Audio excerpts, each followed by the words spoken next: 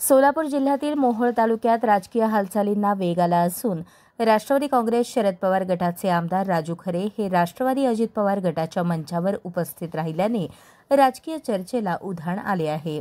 विधानसभा उपाध्यक्ष अण्णा बनसोडे यांच्या उपस्थितीत आयोजित आदर्श शिक्षक पुरस्कार वितरण कार्यक्रमात राजू खरे सहभागी झाले। या कार्यक्रमाला राष्ट्रवादीचे जिल्हाध्यक्ष उमेश पाटील तसेच स्थानिक नेते उपस्थित होते।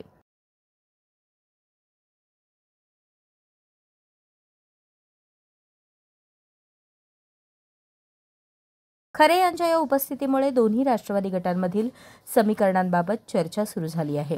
विशेष म्हणजे खरे यांची अलीकडील काळात महायुतीतील शिवसेनेच्या एकनाथ शिंदे तसेच अन्य नेत्यांची वाढती जवळीक दिसून येत आहे।